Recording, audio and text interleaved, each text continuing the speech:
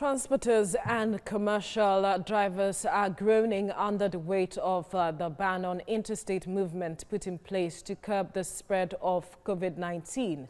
The Public Transport Owners of Nigeria Association, the umbrella body of all inter- and interstate public transportation owners, say its members have lost about 200 billion naira as a result of the 12-week interstate travel ban. They are now pleading to the government to come to the aid of the transportation industry. Joining me via Skype is the MD, Famous Motors and Public Relations Officer of the Public Transportation Owners of Nigeria, Valentine Uduebor. Good morning. Thank you for joining us on TVC Breakfast. Good morning. Good morning. Quickly help us better understand how the pandemic has impacted your body, your organization, in terms of interstate movement. Good morning. It's been a very horrible situation for the past over 100 days.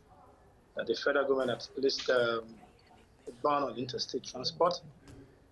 It has greatly and grossly depreciated our business. It's killed our businesses. A whole lot of us who I did mention took loan to start this business from 500 million, 1 billion and above. Our vehicles, like my department, like my transport famous model, we have over 100 buses. They've all been shut down. Over 100 drivers, over 24 stations across the nations, over 800 workers, all at home. So you can imagine Pitona with membership of over 300, multiply 800 and 300, that's about 2.4 million stations shut down across the nation. It's a very serious one. It's very, very serious one.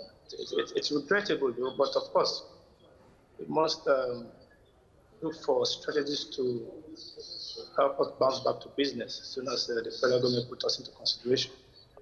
But as regrettable as this is, there are also concerns that a whole lot of transporters are still moving across states. Are you aware of this? Well, as a matter of sincerity, Pitona, all members of Pitona, we are well-known transporters in Nigeria, and none of our members, for the obvious, do not break government policies. I'm the chairman task force, and of course there are modalities, there are strategies we use in checking our members. None of our members are.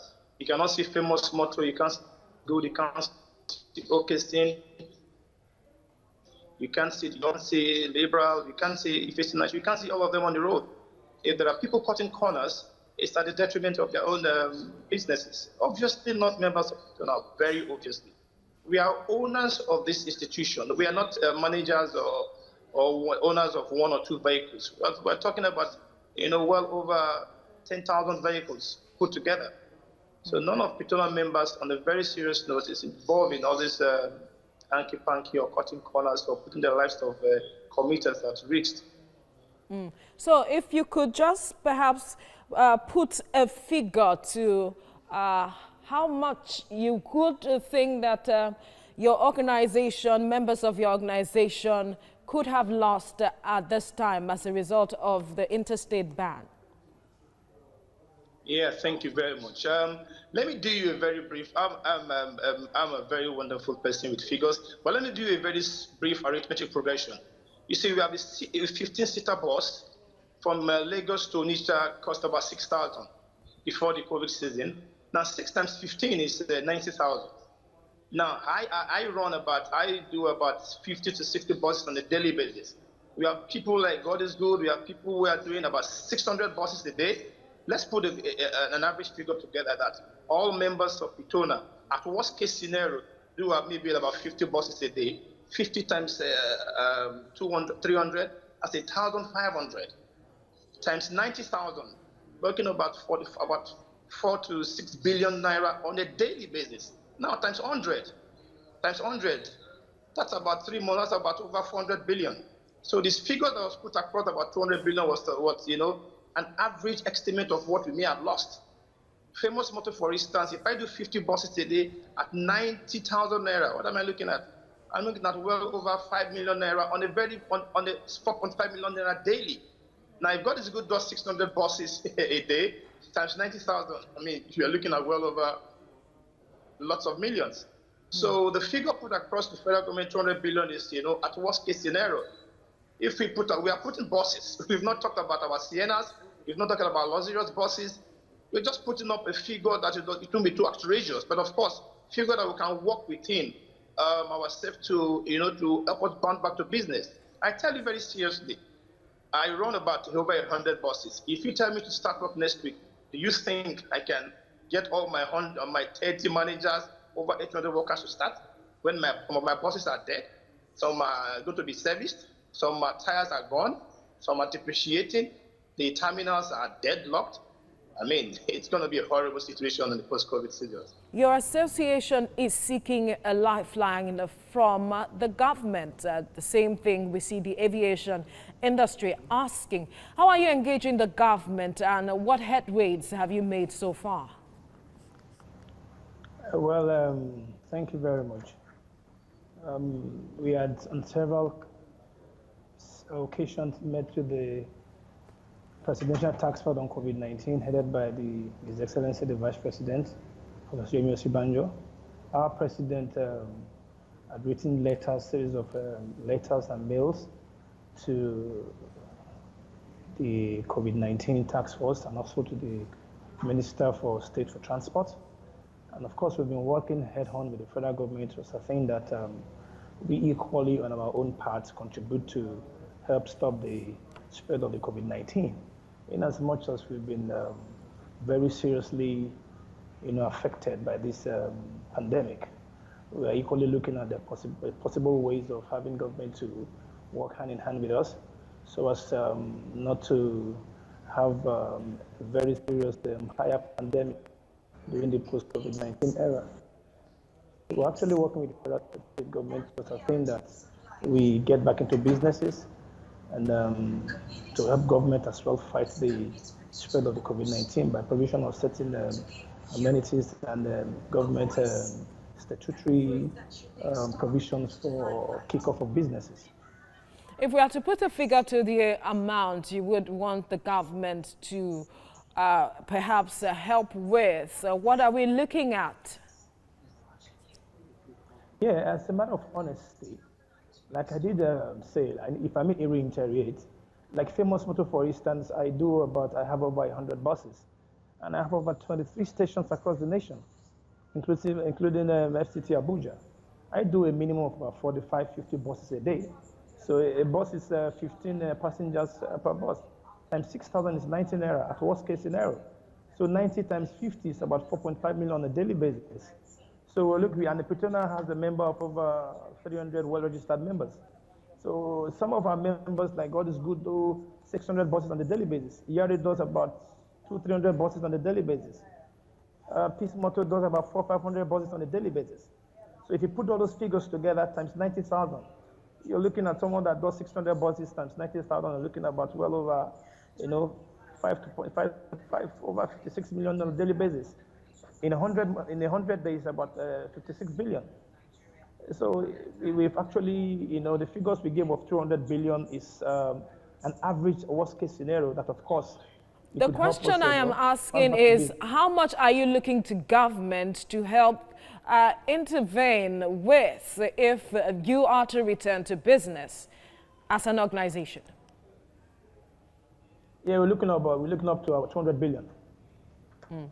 And what will that do for the company? Will that ensure that every person that has been working with perhaps the organization return back to work? Yes, 100%. Because if we have a bailout of about 200 billion, we can guarantee you that the entirety of Petona members will bounce back to business. If I must tell you, we employ well over 10 to 15% of the Nigerian population. Transportation is key. It's key to every developing country. So if we get government support, we always bounce back to work. I have about 100 buses. How do I get back to work if you tell me to resume on Monday? I need to go around, get equipped, get facilities for COVID-19, get my buses serviced, get my tires. A lot of these buses are depreciating. You park buses on the ground, no utility, no movement, it's depreciating, it's losing value. Well, the government is looking at reviewing this interstate and intrastate ban because some persons are still moving. What would be your suggestion to the government at this point, such that it will help government ensure that there is a balance? If you return to work, there wouldn't be a spread of the virus as well. Okay, let me just swiftly take you back to when we had HIV. It came as a pandemic as well, and the WHO did bring, a condom to help stop the spread. Now we went to the Ebola times. What are the symptoms of Ebola? Synonymous to COVID-19. You get a face mask, hand sanitizer, gloves. The economy wasn't shut down. Of course, we understand the seriousness in COVID-19, which has made the economy to shut down. But of course, if the federal government brings policies out, like if we need to start, we need the gun temperature, we need sanitizers, we need to wash our hands, we are fairly fit to bounce back to business and have these things placed in our different pits. The issue of how to help stop this thing wouldn't be much, because when we have these facilities in our terminals, we work with government to ascertain that no transporter will resume without proper inspection of the terminal. The availability of the gun, temperature gun, sanitizers, and a decent environment should obviously be the paramount issue that we're going to look into. And of course, we are ready to foot it. That shouldn't be a problem. We are very much capable to ascertain that this thing does not spread beyond the way it is right now. So what concerns do you have now if now you say you're engaging government for perhaps a bailout? What concerns do you have if the government does not come through? Because there is so much, almost all sectors are demanding the government's attention and intervention at this point. Yeah, our fear is very, very of the obvious. If you look at a situation where a particular body or a particular private public employee do about 10 to 15% of 200 million people. I mean, I, for one, I do about over 300-400 persons. If we put our cumulative figure of our employees, we are looking about over millions of people. So it will obviously, of the obvious, it will create a very big recession for the country. If we do not get government support, bailouts, or one of strategies to help us bank back to business, you do not expect to wake a baby up in the morning and still start running. You can't just start running like that. We've been shut down for like 3 months. Offices, we cannot even send our boys to the office to go and clean it. We can't send mechanics to go and fix the vehicle because everybody's they're in their homes. By the time we say, okay, resume, we start making provisions to send our workers back to office, clean up, start servicing vehicles, and the resulting effect is going to be the cost. So if we are going to say, okay, fine, we have a 15-seater bus, and we're going to do 50% of it. In a 15-seater bus, from Lagos to Onitsha is 6,000. So if we're doing 50% of it, I mean, how do we ascertain that we do not put the burden of the increase in transportation on the masses, on the suffering masses? So we must have a way where there should be subsidies, some sort of subsidy that, okay, fine, since we're doing 50%, we will not tell you to pay 12,000. We may tell you to pay maybe the same 6,000 or the same 7,000 because, of course, we have support from the government. But if we don't have support, we must pay back loans. We must pay salaries. Even though this 3 months lockdown, we've been paying our drivers, over 10,000 drivers, paying them 10,000, 5,000, 3,000, like that. How long do we continue? Some of our drivers have gone back to farming. Some of our managers have gone back to start selling a trash card because there's no work anywhere.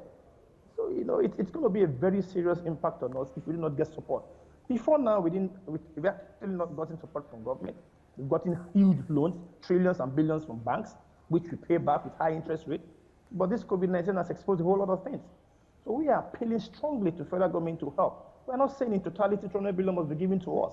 But if we have a part behind, we can say, okay, fine. Government has given us X, Y, Z. Let us see how we can bring the entire petitioner members into the system and ascertain that the masses do not suffer for this thing. All right, Valentine Uduebor, thank you so much for speaking with us.